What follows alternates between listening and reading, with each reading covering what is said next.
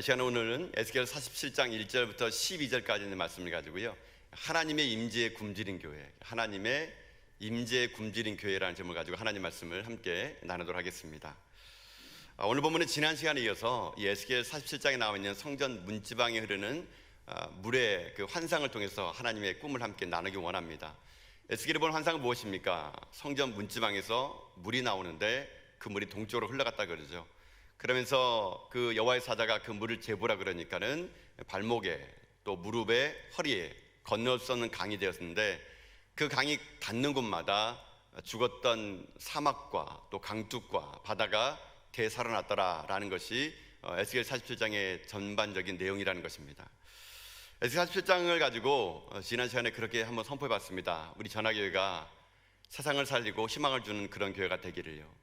진정 세상을 살리고 희망을 주는 교회, 그런 교회가 에스겔 47장의 비전과 꿈을 가진 그런 교회가 될 수 있다는 거. 그래서 지난 시간에 이 꿈을 가지면서 제가 이사야 60장 22절 말씀을 가지고 그렇게 얘기했습니다. 그 작은 자가 1000명을 일으켰고 그 약한 자가 강국을 이루리라. 때가 되면 나 여호와가 속히 이루리라. 세상의 성공이라는 것이 1000명이 먹을 것을 혼자 먹으면 성공이라고 말합니다. 그러나 하나님의 성공은 한 사람이 1000명을 먹여 살리는 것이겠죠. 이 땅의 모든 사람들은 다 나만 잘 먹고 잘 사는 것이 성공입니다. 1000명이 먹을 것을 혼자 먹으니 말입니다. 그러나 교회는, 하나님의 성공은 그렇지 않습니다. 나 한 사람 말미암아 1000명을 먹여 살리는 것, 그게 진정한 하나님의 성공이었던 것이죠. 예수님이 그렇게 했습니다. 예수님 말미암아 5000명이나 먹고 남는 그런 기적들을 보여줬다는 것이죠. 그럼 오늘날 이 시대에 우리 전화교회 할 일은 무엇입니까? 바로 그런 꿈을 갖는 것입니다.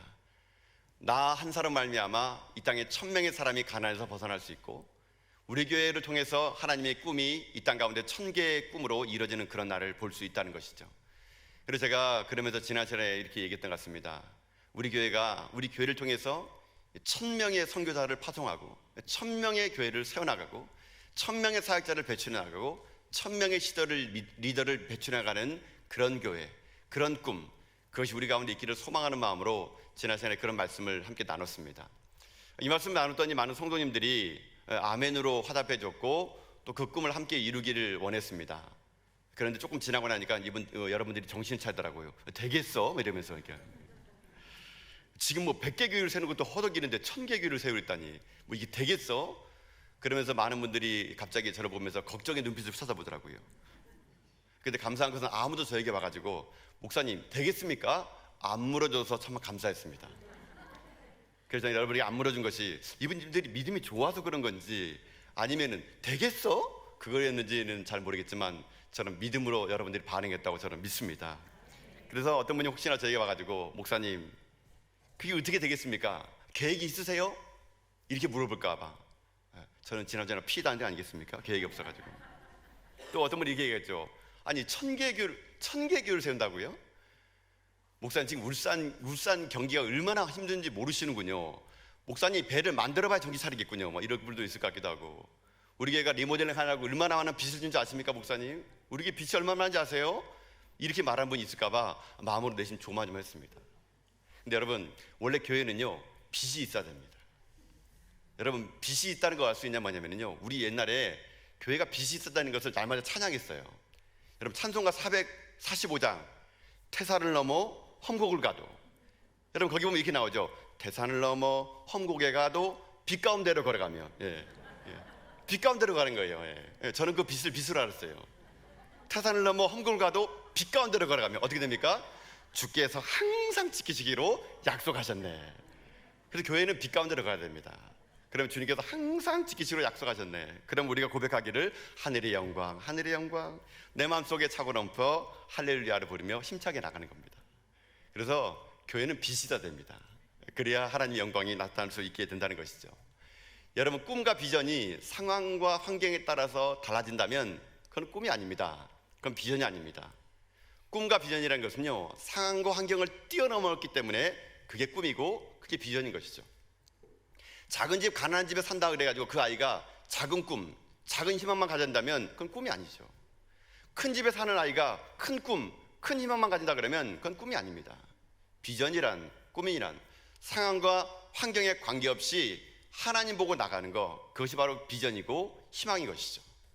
그래서 저는 현실의 삶을 인식하지 말라는 건 아닙니다.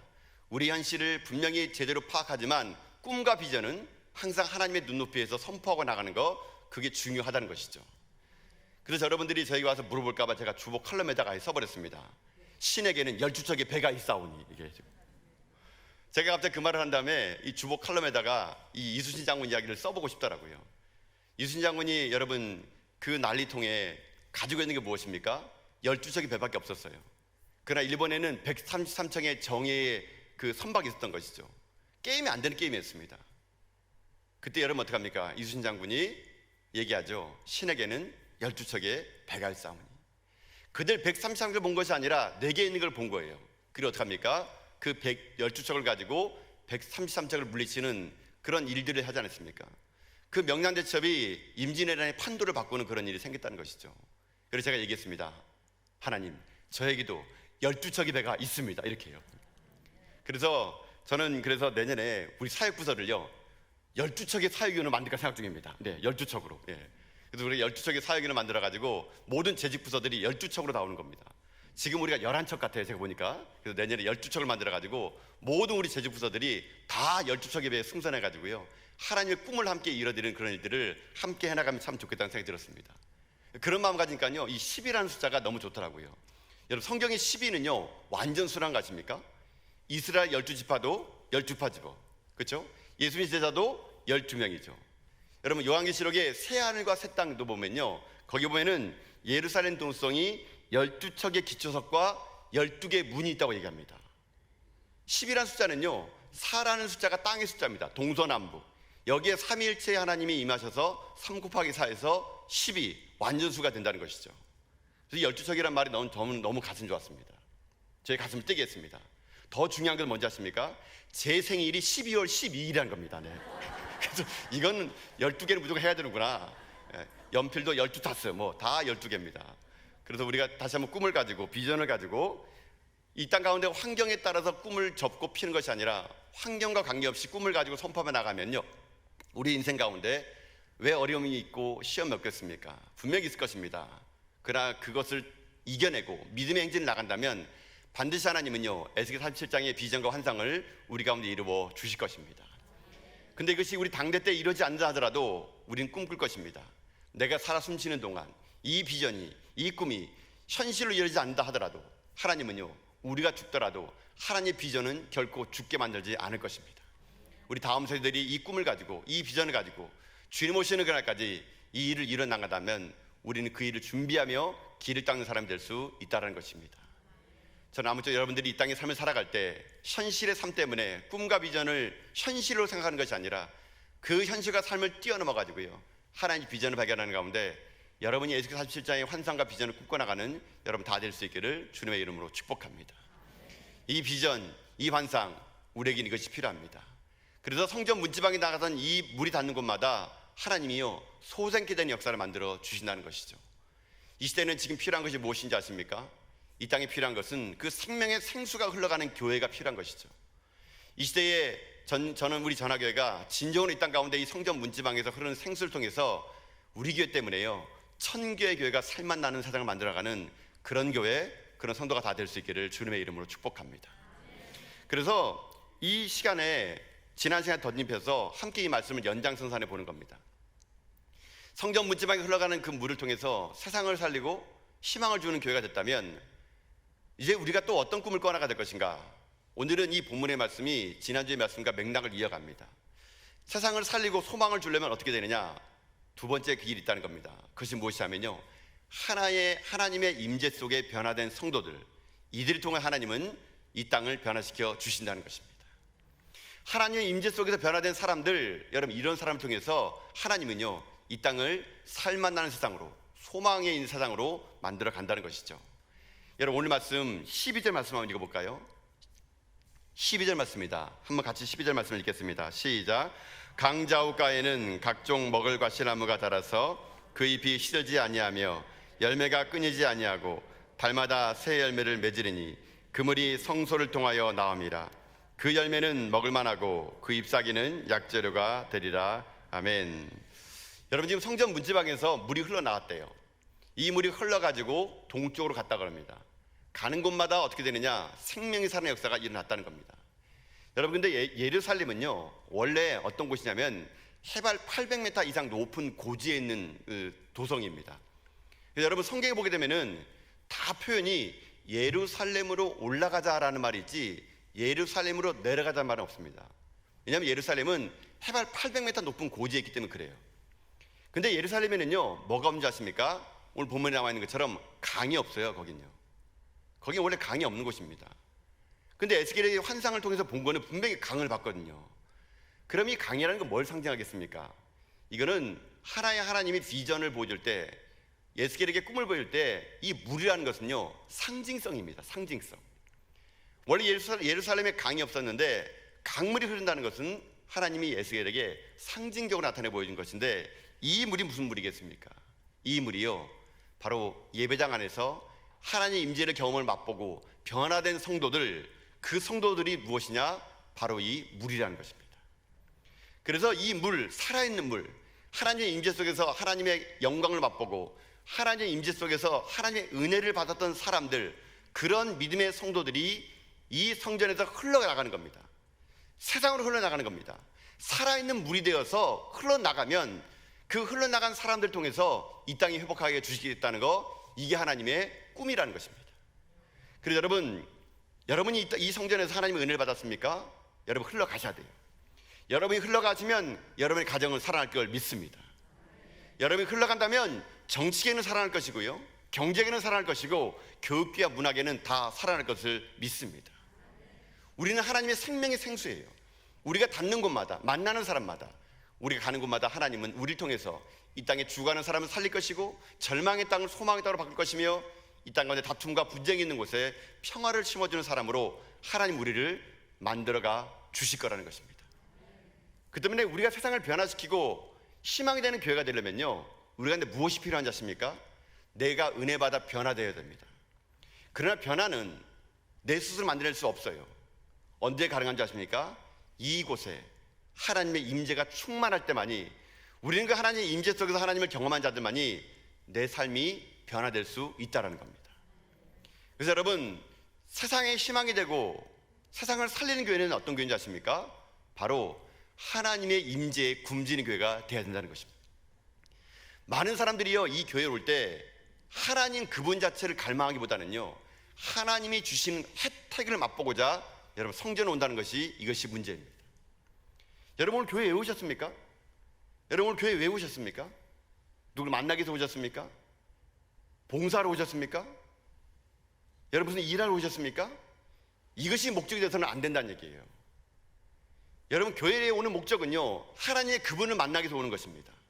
하나님 그분 자체가 목적이 되어야 되는 것이고, 하나님의 임재 속에서 내가 하나님 앞에 나와서 내 삶을 변화시키는 거, 이것이 우리 가운데 목적이 되어야 되지, 우리가 그 외의 모든 것이 우리 목적이 된다면 이 시대는요, 다시 소망이 없는 땅으로 바뀔 수 있다는 것입니다. 여러분, 그래서 제가 일전에 그런 말 했던 것 같아요. 하나님의 일을 사랑하지 말라고요. 여러분, 하나님의 일을 사랑하게 되면요, 그 일 때문에 다칩니다. 그 일 때문에요, 속상해요. 여러분, 하나님의 일을 사랑하는 것은 잘못된 거예요. 우리가 어떻게 되는 줄 아십니까? 하나님을 사랑해야 되는 겁니다. 우리는 약간 착각하기를, 내가 하나님의 일을 사랑하면 하나님을 사랑한 줄 알아요. 여러분, 이건 악함하게 해주는 여러분에게 착각이에요. 하나님은요, 하나님을 사랑하는 사람들 통해서 하나님의 이 사랑 갖기를 원한다는 것입니다. 우리가 하나님의 일을 사랑하기 전에 하나님을 사랑하면요, 그 하나님을 사랑하는 힘을 가지고 내가 어떻게 하나님을 사랑해야 될지를 내 스스로가 알게 되면 그게 진정한 우리의 사역이 되는 것이고, 그게 진정한 하나님을 위한 일이 될 수 있다는 얘기예요. 그다음에 여러분 이 땅에 오실 때, 이곳에 오실 때 항상 우리가 꿈꿔야 되는 것은 무엇이냐면 하나님 그분 자체를 갈망하는 겁니다. 하나님 오늘 이 예배 가운데 임재하여 주시옵소서. 내 가란 심령 속에, 내 뻥 뚫린 가슴 속에 하나님으로 채워 주시옵소서라는 기도를 하고 나간다면, 하나님은요, 이 시대에도 하나님의 임재를 갈망하는 그 한 사람, 하나님의 임재를 갈망하는 그 교회를 통해서, 변화된 사람을 통해서, 변화된 교회를 통해서 하나님 지금도 이 땅 가운데 새로운 희망이 되고 소망이 되고 세상을 가슴 뛰게 할 교회를 하나님은 만들어 가신다는 것이 하나님의 뜻입니다. 그러나 여러분들 이전에 올 때마다, 날마다 하나님 그분 자체가 여러분에게 목적이 될 수 있기를 주님의 이름으로 축복합니다. 그분이 임재하여서 내 삶 가운데 역사하기를 꿈꿔나간다면 하나님은요, 오늘도 그 하나님을 갈망하는 자들에게 하나님으로 다가와 주실 겁니다. 제가 일전에 이 이야기가 있었습니다. 제가 일전에 있는 교회에서 저에게 어떤 부탁을 했냐면요, 저보고 주중 예배를 새롭게 신설해 보라 그러더라고요. 근데 주중 예배가 언제인지 아십니까? 목요일 저녁입니다. 여러분, 목요일 저녁에 예배를 새롭게 신설하는 건 되게 어려운 일이었습니다. 왜냐하면 보통 한국교회 성도님들이 인식 속에는 수요 기도회, 목요 철야 예배, 이런 수요와 금요에 관한 금요에 관한 게 있는데, 목요일 예배는요 생소했습니다. 제가 얘기했습니다. 교회에다가, 아니 수요일 예배 드리고 금요일 예배 드리는데 목요일날 누가 나오겠습니까? 이렇게 말해야 됐었는데 말 못했습니다. 하여튼 하라고 하니까 어쩔 수 없이 제가 알겠습니다 해가지고, 그때는 뭐 믿음이 좋았는지 하여튼 뭐 했는지 제가 막 자신이라고 했습니다. 자신 있습니다. 저는 자신 있었어요, 솔직히요. 네. 목요일날 제가 예배를 세팅하게 되면은 많은 분들이 와서 목요 기도회 가운데 또 부흥이 날 줄 알았습니다. 그 당시에 제가 맡았던 부서가 뭐냐면요, 중보기도부였어요. 중보기도. 저에게 중보기도부가 있었습니다. 소위원에게는 12명의 중보기도단이 있습니다. 막 그러면서 중보기도도 함께 제가 기도했습니다. 우리가 목요일날 이전에 나와서 하나님을 찬양하고 예배하는 꿈을 꿉시다. 그래서 우리 중보기도팀과 함께 목요일 예배를 위해서 막 홍보하고 세팅하고 막 교회다 알리고 한 달 내내 그걸 얘기했어요. 목요일날 예배가 새롭게 된다고. 두근거리는 마음으로 제가 목요일날 딱 섰습니다. 하나님 얼마나 많은 사람 보낼 것인가. 하나님 목요일날 하나님의 사람들을 보내주시옵소서. 딱 섰는데 여러분 몇 명 왔을까요? 5명. 전 처음에 교인들이 이거 날짜를 잘못 봤구나, 첫날이어서 다음 주면은 5명이 뭐 50명 500명 되겠지. 그 다음 달 또 목요일 됐습니다. 몇 명 왔을까요? 3명. 제가 너무 충격 먹었어요. 아니 제가 설교를 얼마나 준비했겠습니까? 아니 이런 주옥 같은 설교를 어디서 들으려고, 이 사람들이 이거 하면서 막 만나는 사람마다 왜 예배 안 오냐고, 예배 오라고 막 그러면서 제가 그냥 온 난리 쳤다는 거 아니겠습니까? 그리고 며칠이 지났습니다. 또 목요일이 됐습니다. 주여 이제는 사람들을 보내주시옵소서. 이제 설교 준비도 안 하고요, 기도만 했습니다. 주여 보내주셔야 됩니다. 금날 목요일날 몇 명 왔을 것 같습니까? 한 명. 우리 중보기단 12명 빼고 1명 온 거예요.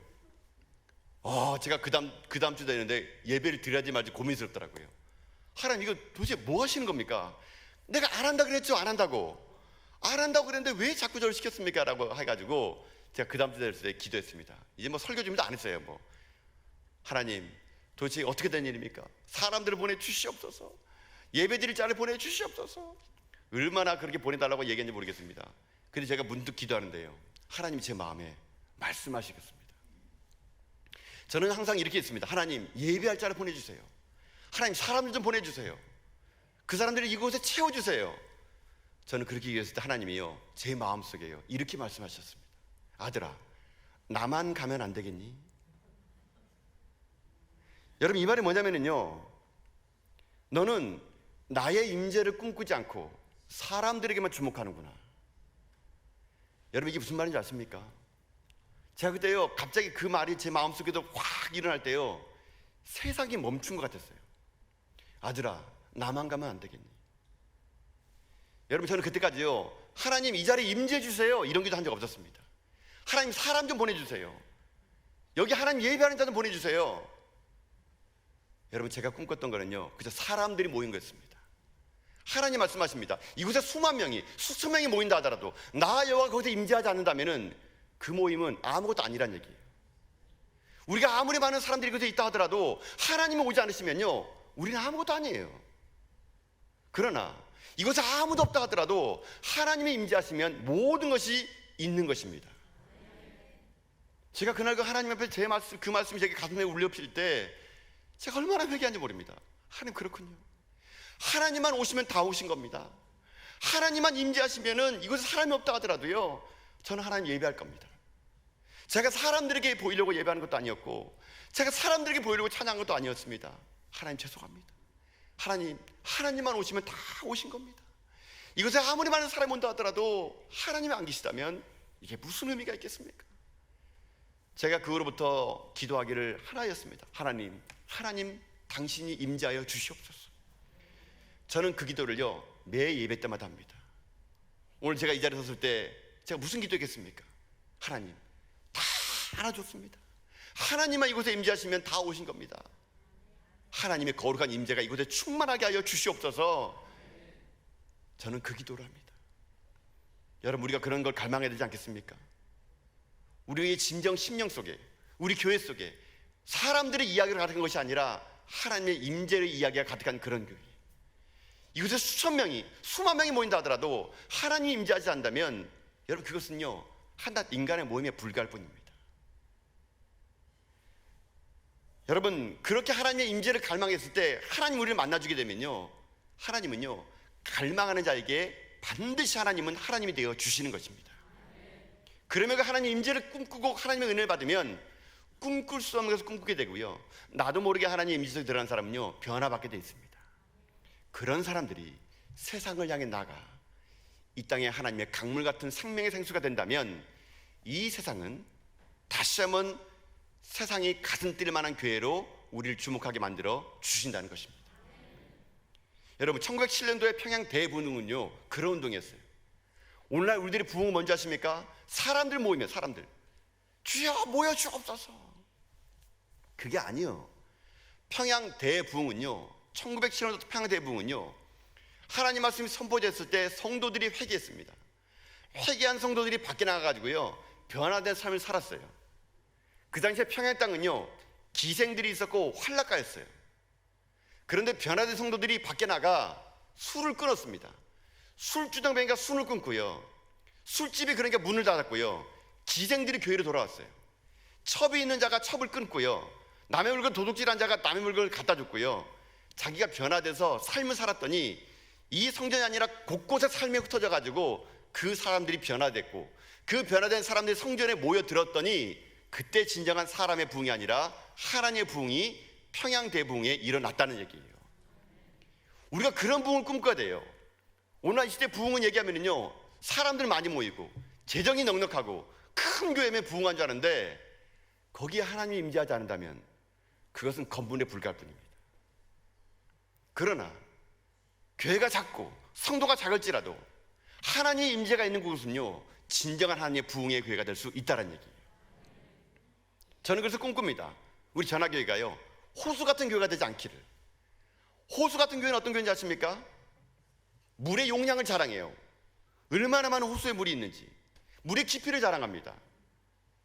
여러분, 호수 같은 교회는 썩게 돼 있어요. 저는 우리 전화교회가 어떤 교회가 되기 원하면요 호수 같은 교회가 아니라요 강물처럼 흐르는 교회가 되기를 바라겠습니다. 자꾸 흘러가는 거예요. 남겨주지 않는 겁니다. 우리 예산이, 우리의 사역이, 우리의 꿈이 세상으로 자꾸 흘러가는 거예요. 흘러가게 되면은요 어떻게 되지 않습니까? 계속 생명의 생수가 새롭게 공급되는 그런 일들을 발견할 수 있다는 얘기예요. 강물 같은 교회, 그래 이 땅 가운데 묶여있지 않고 매여있지 않고 흘러가서 마침내는 그 강물이 닿는 곳마다 생명의 역사가 일어나는 그런 교회, 그것이 바로 하나님이 꿈꾸는 교회고, 그런 교회가 바로 세상이 가슴 뛰게 할 만한 교회가 될 수 있다는 얘기입니다. 저는 우리 전화교회가 그런 교회가 될 수 있기를 주님의 이름으로 축복합니다. 여러분, 성도들이 이 예배에서 하나님 만나고 임재 속에 하나님을 경험한 가운데 여러분 교회에 머물지 마시고요 세상으로 나가십시오. 여러분, 신앙은 신앙 생활이에요. 생활. 신앙은 교회에서 하는 게 아니에요. 여러분요, 신앙은요 생활에서 하는 거예요. 삶에서. 여러분, 예수님은 한 번도요 여러분에게 교회의 빛이 되라 한 적 없습니다. 교회의 소금 되라 한 적 없어요. 근데 우리들은요 다 교회의 빛이 되려고 그럽니다. 다 교회 세상 소금 되려고 그래요. 그러니 교회가 짠게 된 겁니다. 그러니 한국 사회가 교회를 주목 안 하는 거예요. 주님은요 한 번도 우리에게 너희는 교회의 빛이 되라, 너희는 교회의 소금이 되라 이렇게 말한 적 없습니다. 우리 보고 어디서 소금 되라 그럽니까? 세상에서. 우리가 어디서 빛이 되라 그럽니까? 세상에서. 지금도 어둠이 있고 맛을 잃어버린 이 세상 속에 하나님 임재에 굶주린 교회가, 하나님 임재에 굶주린 성도들이 하나님 은혜 받아서 세상에 가서 어둠 속에 빛을 발하고 세상에 가서 맛깔없는 세상을 맛깔나게 만드는 그런 세상, 그런 소금, 주님은요 지금 그것을 우리에게 요구하신다는 것입니다. 그러니 여러분, 우리가 그 꿈을 꾸지 않겠습니까? 우리 인생이 그렇게 여러분 쓰임받고 싶지 않습니까? 우리 전화교회가 호수 같은 교회에서 용량만 자랑하고 크기만 자랑하는 그런 교회가 아니라 남김없이 아낌없이 흘려보내주고 세상의 소금이 되고 빛이 되어서 가는 곳곳마다 이 울산 땅에 여러분이 가는 곳곳마다 부흥이 일어나야 되는 겁니다. 여러분이 만나는 사람마다 변화돼야 돼요. 여러분이 만나는 곳곳마다 하나님의 이야기로 가득하는 그런 세상을 만들어가는 거, 그게 바로 세상을 가슴 뛰게 할 교회가 될 수 있다는 얘기입니다. 그 모든 일의 시작이 어디입니까? 하나님의 임재가 이곳에 임하는 것입니다. 여러분, 그래서 날마다 이 전에 올 때마다 하나님이 여러분 자체의 목적이 되고 하나님의 임재 굶주린 여러분이 되고 우리의 예배 속에, 우리 찬양 속에, 우리 기도 속에 하나님만이 높임 받아가지고요, 우리 모두가 그 하나님의 전에서 변화받아 이 땅 가운데 세상을 가슴 뛰게 할 그런 교회, 세상이 소망이 되고 희망이 되는 그런 교회, 이 세상에 썩어질 땅 가운데 들어가서 그 땅을 생명의 땅으로 바꾸는 그런 믿음의 성도들, 저는 그런 교회, 그런 성도들이 여러분이 될 수 있기를 주님의 이름으로 축복합니다. 사랑하는 성도 여러분, 이 세상은 진짜 교회를 원합니다. 이 세상은 살아있는 예배자를 원합니다. 이 세상은 진정으로 생명수를 가진 사람들을 원합니다. 주님은 그 사역과 그 비전과 그 꿈을 오늘 이 시대 2020년 살아가는 저와 여러분에게 주었다고 저는 확신합니다. 우리 예배가, 우리의 비전이, 우리의 꿈이 에스겔 47장의 꿈이 되고 비전에 대해서 우리가 가는 곳곳마다 죽었던 땅을 되살아나는데 생명을 살리는데 저는 저와 여러분이 쓰임받는 그런 믿음의 정도 다 될 수 있기를 주님의 이름으로 축복합니다.